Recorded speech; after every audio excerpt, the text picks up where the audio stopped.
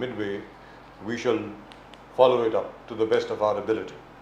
Now, at the moment with us from the Congress Party, a very, very happy Mr. Bharat Soni. Bharat Soni साहब नमस्कार. राजीव जी नमस्कार, प्रदीप जी नमस्कार. नमस्कार नमस्कार सोनी जी नमस्कार. जय सिया राम, हर हर महादेव. जय सिया राम, हर हर महादेव. छत्रपति शिवाजी महाराज की जय. छत्रपति शिवाजी महाराज की जय. जय भवानी. जय भवानी. तो भरत सोनी साहब, आपके अभी 99 एमपीज हैं कि 100 हो गए? सर हमारे 101 एमपीज हैं. सर 100 तो हो गए क्योंकि वो सांगली वाले साहब वापस आ गए. ये 1 कहाँ से आया सर? पुडुचेरी वाला आया जी सर. तो 101 हो गए. तो सर वो अभी खबर ये आ रही है, पता नहीं आपको इसके बारे में इल्म है कि नहीं, ज़रूर होगा, कि अमित शाह साहब की नज़र जो है आपके कोई 50 एमपीज पर है. तो संभाल के रखिएगा सर, ऑपरेशन लोटस शुरू हो चुका है.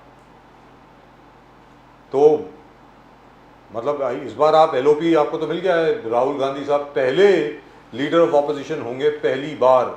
इनफैक्ट नरेंद्र मोदी जी को पहली बार नेता प्रतिपक्ष, आधिकारिक तौर पर नेता प्रतिपक्ष का सामना करना पड़ेगा, क्योंकि पिछले 2 उनके जो टर्म रहे उसमें लीडर ऑफ ऑपोजिशन था ही नहीं. अब लीडर ऑफ ऑपोजिशन वो बन गए हैं. So how are you going to protect your people sir? अपने जो 49-50 जो एमपी हैं उनको आप बचा के कैसे रखेंगे सर? प्लीज सर देखिए राजीव जी, पहले तो मोदी जी की ये डिफीट है, क्योंकि अभी ये मोदी सरकार नहीं है, अभी ये एनएनडीए सरकार है, नीतीश नायडू डिपेंडेंट सरकार है. तो पहली बात तो वहां उनकी सबसे बड़ी डिफीट है. उसके बाद जो लीडर ऑफ अपोजिशन आज तक वो रिकॉग्नाइज नहीं करते थे, उसको उनको रिकॉग्नाइज करना पड़ रहा है, वो उनकी सेकंड डिफीट है. और सर हमारे जो एमपीज है वो सभी हमारे बिल्कुल स्ट्रॉन्ग और स्टेबल एमपीज है. वो ऐसे सब जो प्रलोभन ये देते जाएंगे उससे वो लोग उसमें नहीं जाएंगे. और वो हमारा फ्लॉप जो है वो बिल्कुल हमारे साथ में है और हमारे साथ रहेगा, ऐसा कुछ नहीं होगा. हम लोग भी उनके लिए ट्राई नहीं करते, लेकिन सर हम लोग अगर ट्राई करें तो ऐसे 47 एमपीज है जो पूर्व पहले हमारे कांग्रेस के रह चुके और वहां गए. But we will not do, we will allow them themselves to fall. हमें उनको गिराने की कोई जरूरत नहीं सर. हमको पता है कि वो खुद गिरेंगे, क्योंकि जिस प्रकार से मिनिस्ट्री फॉर्मेशन हुआ, शपथ विधि हुई, उसके बाद में इमीडिएटली जो चालू हो गया उसको आप अगर देखेंगे, प्रफुल्ल पटेल जी नाराज है, राष्ट्रवादी कांग्रेस पक्ष के अजीत दादा नाराज है, एकनाथ शिंदे जी खुद नाराज है. और सर इतनी सारी नाराजगी लेके शुरुआत में लेके ये लोग आगे कैसे चलाएंगे, ये हम लोग आने वाले दिनों में देखेंगे. तो हम लोग बड़े खुश हैं, हम लोग देख रहे हैं आराम से. सोनी साहब देखेंगे. भरत सोनी जी, आज तक सिर्फ आप मणिपुर वाले इश्यू उठाते थे. आप कहते थे कि देखो मोदी जी वहां पर देख ही नहीं रहे. आज तो मोहन भागवत जी बोलने लगे मणिपुर में 1 साल से आग लगी है, आप क्या कर रहे हो? मणिपुर में जस्टिस राजना आपका कर्तव्य है. कर्तव्य के बाद कहा उन्होंने. तो जब कर्तव्य के बाद कह रहे हैं, डेफिनेटली मोदी जी पे आलोचना कर रहे थे. आज आरएसएस भी मणिपुर के बात करे जो आप कर रहे थे. तो क्या ये वाद विवाद इतना बिगड़ गया कि बीजेपी के आरएसएस के खुले जंग ओपन में हो गया है? भरत सोनी साहब.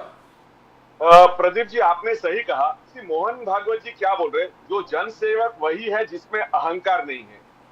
तो हम लोग जो मोहन भागवत जी बोले हैं वो बहुत अच्छा बोले हैं, और उनको आज 10 साल के बाद बोलना पड़ा, उसके ऊपर भी हमें आश्चर्य हो रहा है कि सर आरएसएस को एकदम ऑर्गेनाइज और जो कैडर बेस्ड ऑर्गेनाइजेशन हम लोग बोलते हैं, तो उस कैडर बेस्ड ऑर्गेनाइजेशन को 10 साल चुप रहा, और जो सब चल रहा था पूरे देश में, जिस प्रकार से हिंदू मुस्लिम और जिस प्रकार से जो डिवाइसिव जो विभाजनकारी नीतियां चल रही थी, उसमें वो शांत थे. सर मुझे उसमें से एक ही किस्सा याद आता है. मैं बैंक से रहा हूं, तो हमारे बैंकों में यूनियन रहा करती है. वो यूनियन क्या करती है, लंच टाइम डेमोन्स्ट्रेशन करती है. तो उसमें जाके हम लोग नीचे जाके मुर्दाबाद बोलते हैं मैनेजमेंट के साथ में, फिर लंच टाइम पूरा होने के बाद आके उसी मैनेजमेंट के साथ बैठ के चाय पीते हैं.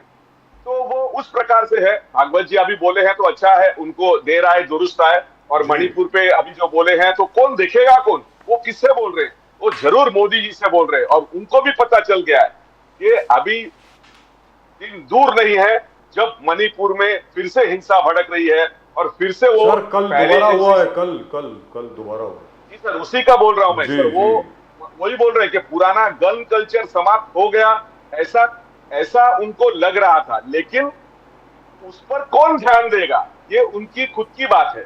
और जम्मू में भी अटैक हुआ सर, रियासी में अटैक हुआ।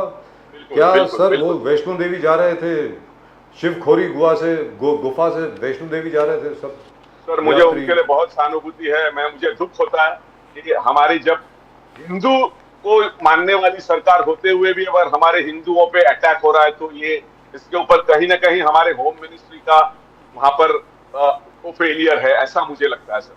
तो आपसे एक सवाल पूछना चाह रहा था सर कि कांग्रेस ने इस इशू को रेज नहीं किया है, आम आदमी पार्टी ने आज इस विषय को उठाया है, आपने नहीं उठाया अभी तक, क्योंकि मुझे ऐसा लगता है कि क्योंकि राहुल गांधी ओल्ड स्कूल के हैं किस्म के, वो तो मतलब उन्होंने देखा इंदिरा जी को काम करते हुए देखा, राजीव गांधी को काम करते हुए देखा, सोनिया जी को काम करते हुए देखा, तो वो शायद नहीं उठाएंगे।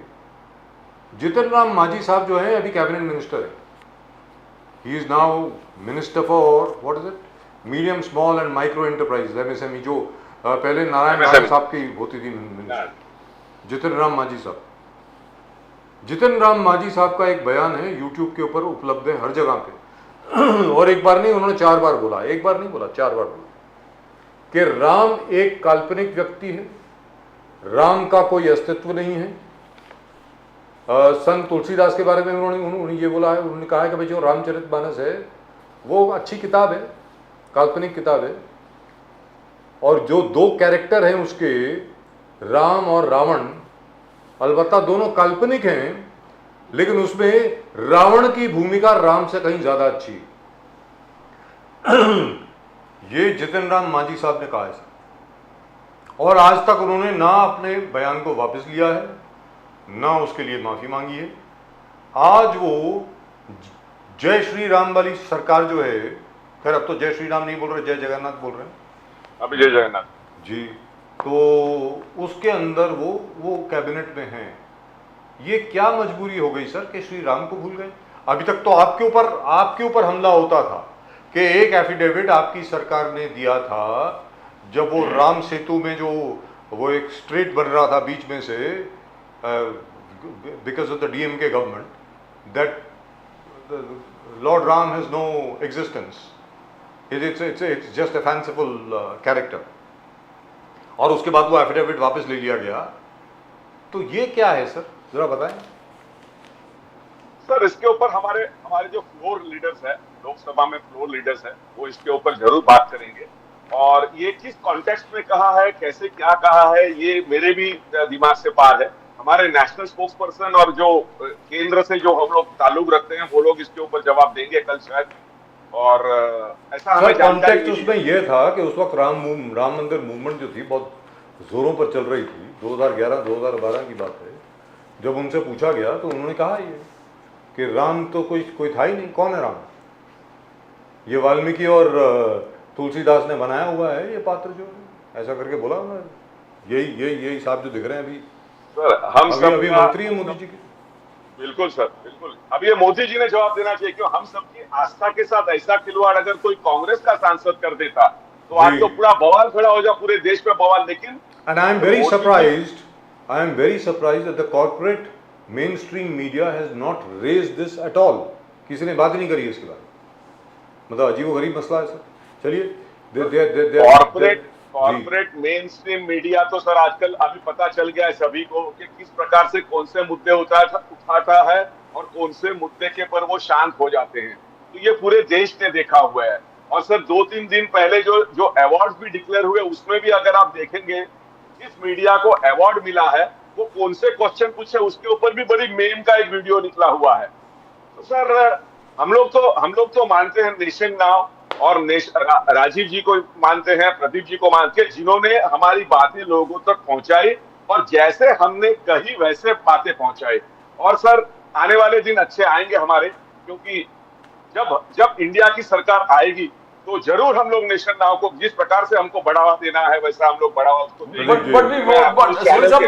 MVA is again going to score well in Vidhan Sabha. विधानसभा में जिस प्रकार से पॉलिटिकल पंडित देख रहे हैं, बोले कि Uddhav Thackeray, Nana Patole and Sharad Pawar are going to do exceedingly well, you going to sweep more than 65% of the seats of 288। जिस प्रकार से रफ्तार चालू है और सबको दिख रहा है, तो बट नाना पाटोले जी जो कहा कि आज उद्धव ठाकरे जी को कांटेक्ट किया है, उद्धव ठाकरे जी रिस्पॉन्ड नहीं कर रहे थे, चिंता का विषय है। ये चिंता का विषय है बिकॉज उद्धव ठाकरे जी को सिर्फ 9 सीट मिले, 21 कॉन्टेस्टेड, आपने 17 लड़ा, 13 आप जीता, सबसे हाईएस्ट तीनों में आप ज्यादा लिए।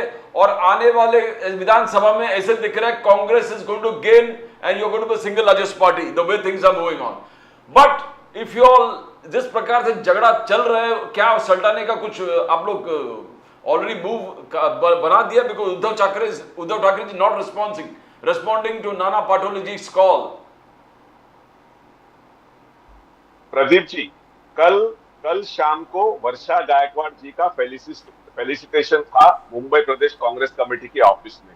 वहां पर हमारे जो बड़े बड़े नेता है, जो लोग ये महाविकास आघाड़ी जो एमवीए अलायंस है उसको जो लेके चलते हैं, उनमें ऑफ द रिकॉर्ड जो प्राइवेटली बात चल रही थी वो भी ऐसे ही है कि हम लोगों को ऐसे उकसाया जाएगा, हम लोगों को बहकाया जाएगा कि किसी प्रकार से ये अलायंस नहीं रहे, ये अलायंस नहीं टिके। लेकिन हम लोगों को, यानी कांग्रेस पार्टी को, शिवसेना उद्धव बाला साहेब ठाकरे को और शरद पवार साहब की जो एनसीपी को, हम तीनों पार्टियों को मालूम है कि हम लोग तीनों एक साथ रहेंगे तो ही हम लोग ये परफॉर्मेंस दे पाएंगे। लोगों का जो विश्वास हम पे है वो तीनों जन साथ में आने पर है, वो बिखर जाने पे और अलग अलग लड़ने पे नहीं है। तो हम लोग ऐसा कोई भी काम नहीं करेंगे। और सर, ये सारी युति की जो बातें हैं, अलायंस की जो बातें हैं, असेंबली इलेक्शंस तो सितंबर अक्टूबर में हैं, तब जब भी नजदीक जाके आए, वो दिन जब भी जैसे नजदीक आएंगे वैसे हम लोग सारे लोग सीट एडजस्टमेंट की भी बातें करेंगे, किसको कितनी सीटें मिलेंगी, किस प्रकार से उसका फॉर्मूला भी नक्की होगा। लेकिन ये अलायंस टूटने नहीं देंगे, किसी भी प्रकार से कुछ भी हो जाए, ये अलायंस ऐसे का ऐसा रहेगा। और सर, इनको पता चल गया है, जो देवेंद्र फडणवीस जी, एकनाथ शिंदे जी और अजीत दादा पवार जी को, कि अगर ये अलायंस जो टीका तो उनका कोई स्थान नहीं है महाराष्ट्र में, हमारी महाविकास आघाड़ी ही सरकार बनाएगी sir. You know, but one thing is there, Maratha agitation एकदम उग्र अंदाज में तेजी पकड़ा।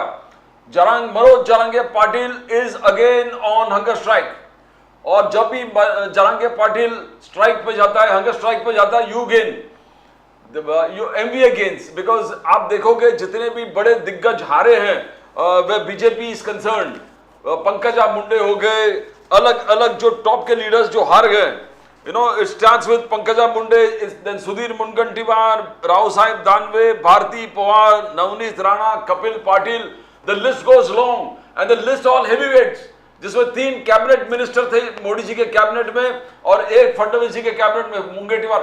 तो दिग्गज लोग हारे हैं, and they हारे because Marathas never voted for them. Now again Jarange Patil बैठे हैं, तो एक तो एमवीए का वोट शेयर बड़ा है और जरांगे पाटिल तो जीतने नहीं देगा, तो एमवीए तो ऐसे ही निकल रहा है। Now is the entire feud, जो मराठा एजिटेशन ऐसा लग रहा है कि it's moving towards dancing to your tunes. Soni साहब, Jarange Patil on strike, hunger strike. Sir, can you hear us? Hello जी जी जी, आप सुने सर? प्रदीप जी की आवाज थोड़ी कट कट के आ रही है। बोलिए बोलिए, अच्छा, दोबारा बोलिए। नेटवर्क फुल है, सब कुछ है, लेकिन फिर भी मेरी आवाज सुनाई दे रही है?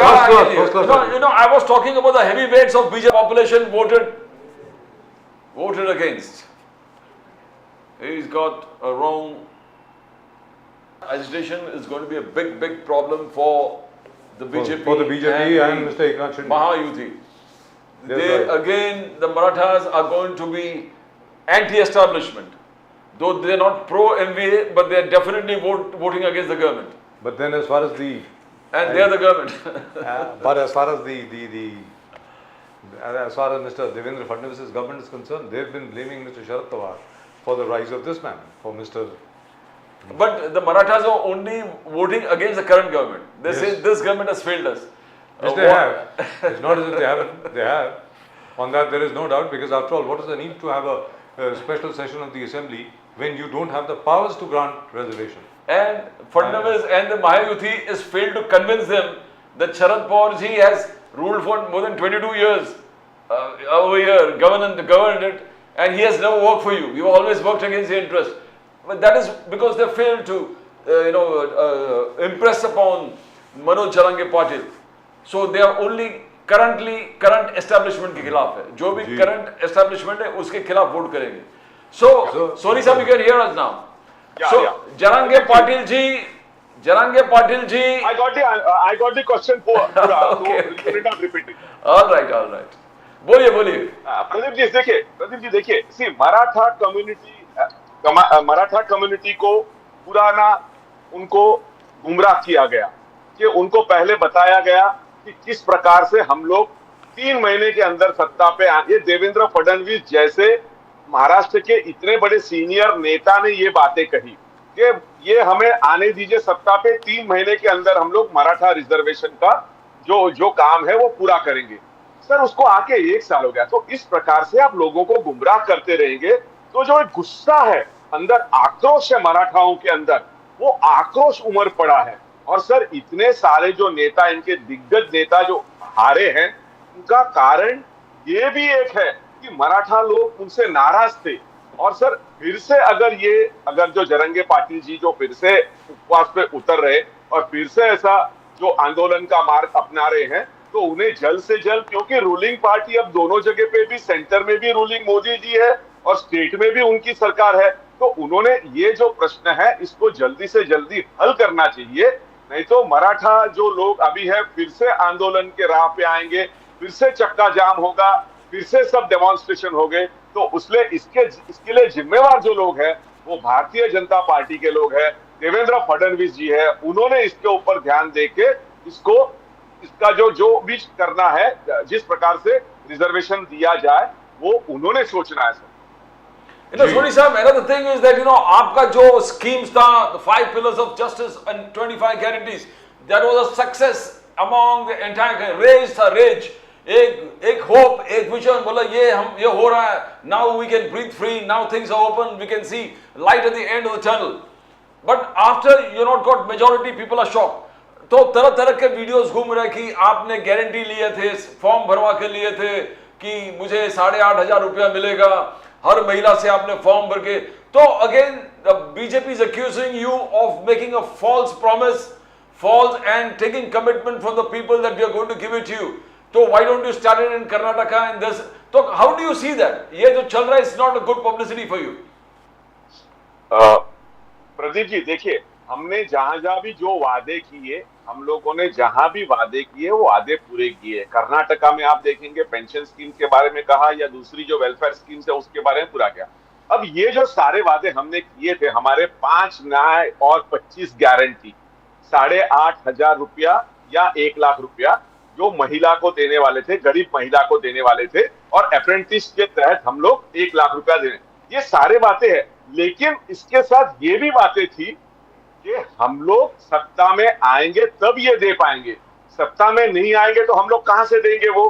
तो इसमें हम लोग कोई गुमराह नहीं किया, कोई हम लोग नहीं. लेकिन कुछ लोग जो है वो लोग हमारे ऑफिस पे इनको भेजने लग गए. सर हम लोगों ने ऐसे कभी नहीं कहा कि जाओ वो 15-15 लाख रुपया मिल रहा है वो जाके ले लीजिएगा, या आपके बैंक के अकाउंट में आया कि नहीं, काला धन आया कि नहीं. 10 साल लोगों को बेवकूफ बनाया. हम तो अभी तक सत्ता पे आए नहीं है. और लेकिन ये क्या हो गया, ये तो सबको मालूम ही था ना सर कि जब आप सत्ता में आएंगे, आपकी सरकार जब आएगी, तब जाकर के ये सब चीजें लोगों को मिलेगी. तो फिर ये क्या हो गया कि लोगों को वहां भेजा जा रहा है, आपके ऑफिस में, आम आदमी पार्टी के ऑफिस में कार्ड लेकर के, अरे भाई हमारे 1,000 रुपए दो, हमारे 8,000 रुपए दो. ये क्या मतलब है?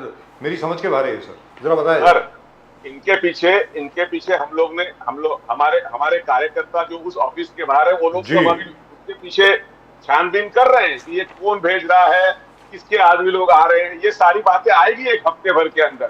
तो वो पता है हमें सर कि इस प्रकार से ये क्योंकि सर दूसरा कोई इनके पास कोई दूसरा काम नहीं है आजकल, क्योंकि इन्होंने जो वादे, इनका मैनिफेस्टो आप पढ़ेंगे, मोदी जी की गारंटी तो मोदी जी की रही नहीं अभी गारंटी, क्योंकि अभी तो सरकार ही उनकी नहीं है, अभी तो एनएनडीए की सरकार है, तो अभी वो गारंटी नहीं रही। अभी आज मोदी जी की सरकार भी नहीं है, तो सर उन लोगों ने जो वादे किए वो 2047 के वादे किए, 10 साल के बाद, 5 साल के अंदर तो कुछ देंगे ऐसा वादा किया ही नहीं है। 20 साल के बाद सर, 23 साल के बाद। हाँ, 23 साल के बाद उनका सारा वादा है। तो अभी वो उनके पास दूसरा काम क्या है, किस प्रकार से लोगों को गुमराह किया जाए, किस प्रकार से लोगों का ध्यान भटकाया जाए, क्योंकि उनको पता है कि आज नहीं तो कल, आने वाले 2 महीने में, 3 महीने में, 6 महीने में उनकी सरकार जरूर गिरेगी और गिरने वाली है। यहां पर सर एक चीज है, ये बात तो बिल्कुल ठीक है।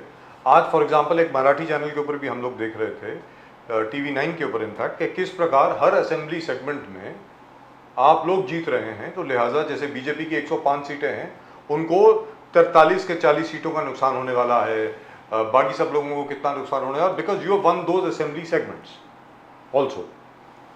तो मतलब आपके जो, जैसे अभी अभी जयंत पाटिल साहब ने कहा कि एमवीए के 180 से 200 सीटें आएंगी whenever the elections take place, but perhaps don't you think that the calculation between the assembly elections and the Lok Sabha elections would be somewhat different? Yeah. तो वो किसके हक में जाएगी सर, वो जरा बताएं। सर देखिए, लोकसभा का चुनाव अलग मुद्दों पे लड़ा जाता है, राष्ट्रीय मुद्दों पे लड़ा जाता है, और विधानसभा का उस स्टेट लेवल के मुद्दे पे, तो उसके लिए दोनों के लिए फॉर्मूला भी अलग रहेंगे, दोनों के लिए प्लानिंग भी अलग रहेगा, दोनों के लिए सीट शेयरिंग भी अलग रहेगा। तो सर वही सारी बातें जयंत पाटिल जी ने जो कहा है, वो लोकसभा का जो अभी चुनाव का रिजल्ट है उसके तहत उन्होंने वो बातें बताई जी। तो वो जैसे जैसे हम लोग आगे जाएंगे, because Jayant Patil being one of the very senior leader of the NCP and he's a very seasoned politician, when he speaks something means there should be something in offing. लेकिन हम ये यूटी को alliance को टूटने नहीं देंगे sir, और ये हम लोग जो अभी जो कर रहे हो असेसमेंट कर रहे हैं कि हम लोग कहां पर कम, हमें कहां पर कम वोट मिला है।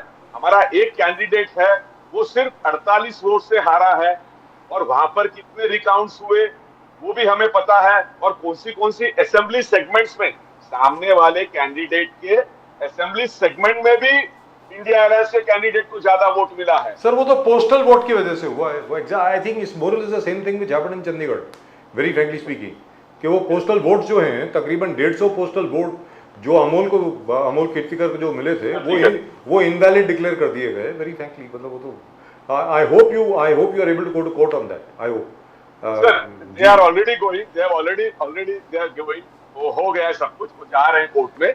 लेकिन सर देखिए, वो असेंबली की बात जो है, वो असेंबली में हम लोग बिल्कुल ग्राउंड लेवल पे है, और हमारे जितने भी अलायंस पार्टनर्स है, शिवसेना के कार्यकर्ता, सर पहली बार ऐसा हुआ कि शिवसेना के कार्यकर्ता, राष्ट्रवादी कांग्रेस के कार्यकर्ता और कांग्रेस के कार्यकर्ता, इनमें ऐसा बिल्कुल नहीं हुआ कि उस पार्टी के कैंडिडेट के लिए हमने काम नहीं किया, या तो इसकी वजह से अब ये सारी अफवाहें फैलाई जाएंगी, कैसे उद्धव ठाकरे जी फोन नहीं उठा रहे और क्यों नाराज बैठे हैं आपकी वजह से, क्योंकि आप लोगों ने उनके कैंडिडेट्स के लिए वोट नहीं किया, ये अब बातें आएंगी। लेकिन चलते चलते सर एक और चीज है, छोटी सी बात है, I don't know whether you would like to answer this or not. Mister Prashant Kishor who had predicted that mister Modi would come back with even more seats than he did in 2019, if not equal to the same, he'll come back with more seats. He actually said that the Congress party should not feel too elated by the results. I think he's trying to convince himself in whatever way. And he also says that the Muslim vote may not work so well in the assembly elections because the Muslim vote will be focused or concentrated only in a few constituencies. In the rest of the constituencies, other forces will apply. Now, I don't know what he means by that. It's not just the Muslims who have voted for you. Everybody has voted for you. The OBCs have voted for you. Scheduled castes have voted for you. STs have voted for you. In fact, जो आपका पुराना formula होता था, ब्राह्मण, SC, ST और मुस्लिम, plus Uddhav Thackeray's votes and Sharad Pawar's vote, and Maratha votes. Yes. तो sir ये do you think that holds any logic? Is there a logic to that? Rajeev ji क्या है कि प्रशांत किशोर जी वो जिस प्रकार से उन्होंने प्रेडिक्शंस किया था और जिस प्रकार से बोलते थे वो सही नहीं हुआ है ना। उनको अभी आपने सही कहा कि उनको खुद को मनाने के लिए उनको ये सब बोलना पड़ेगा, वो बात अलग है। लेकिन वो मुस्लिम वोट्स के बारे में कौन से स्टेट को ध्यान में रख के बोल रहे हैं ये मुझे पता नहीं है कि वो यूपी को ध्यान में रख के बोल रहे हैं, महाराष्ट्र में ध्यान रख के बोल रहे हैं, कहाँ के तो मुस्लिम वोट्स नहीं हुए। सर आज मुस्लिम्स जो है उनको देखिए सर, एक जमाने में शिवसेना मुस्लिम्स शिवसेना को कभी वोट नहीं देते थे। अगर आप साउथ बॉम्बे की सीट देखें तो वहां पर शिवसेना लोगों ने, मुस्लिम लोगों ने शिवसेना पे भरोसा करके उन्होंने एन मास वोटिंग की है। उसके कारण अरविंद सावंत जी थर्ड टाइम हैट्रिक लगा के तीसरे बार जीते हैं। अगर आप वहां के जो असेंबली सेगमेंट्स का वोटिंग देखें तो उसमें देखिए अमीन पटेल जी का एरिया और बाकी के जो 2 एरिया है वहां से बिल्कुल इनको जीता गया है। तो सर ये मुस्लिम लोगों को आज वो सेफ समझते हैं उद्धव ठाकरे जी के नेतृत्व में। सर कोलाबा में भी जीते हैं, सर कोलाबा में भी जीते हैं सर। इसीलिए अभी वो लोग क्या बोलेंगे कि उद्धव ठाकरे जी ने हिंदुत्व छोड़ दिया क्या? उद्धव ठाकरे जी ने बिल्कुल हिंदुत्व नहीं छोड़ा है। उद्धव ठाकरे जी का हिंदुत्व वैसे ही रहेगा, लेकिन उद्धव ठाकरे जी का हिंदुत्व वो बीजेपी के हिंदुत्व से अलग है। लेकिन राहुल गांधी जी भी तो हिंदुत्व में विश्वास करते हैं। किसने बोला नहीं करते? वो भी तो सभी लोग करते हैं सर। कौन नहीं करता? लेकिन हम लोग उसका मार्केटिंग नहीं करते सर, हम लोग उसका मार्केटिंग नहीं करते। राम मंदिर गए, लेकिन अब आपको जाना चाहिए, राम मंदिर जाना चाहिए। अब मेरा सजेशन है सर आपको, मेरी सलाह है आपको, ये तो बहुत पहले मैंने दी थी। प्रियंका जी, राहुल जी, सोनिया जी और बाकी सब लोगों को अब रामलला के दर्शन करने चाहिए जाके। बिल्कुल जाएंगे सर, सभी लोग जाएंगे सर, प्लीज जाइए और हमको भी साथ लेके जाइए sir please. And Sonia Gandhi, the way she has praised Mallikarjun Kharge, said BJP wanted to destroy the Congress.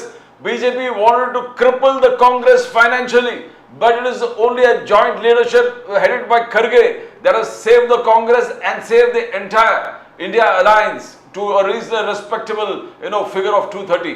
I mean, she appreciated Kharge's efforts. 234. Sorry, sir. Pradeep ji, if you recall, I had said on this channel कि देखिए ये हम लोग जिस प्रकार से सोनिया जी जो बोल रही है और जिस प्रकार से हम लोग लोगों के सामने जा रहे हैं, उस प्रकार से हम लोगों को कभी भी इसका प्रॉब्लम नहीं होगा। लेकिन इन्होंने जो भी हथकंडे अपनाने थे, जैसे अकाउंट फ्रीज करना, प्रचार में दिक्कतें लाना, झूठ बोलना, एक अलग नैरेटिव सेट करना है।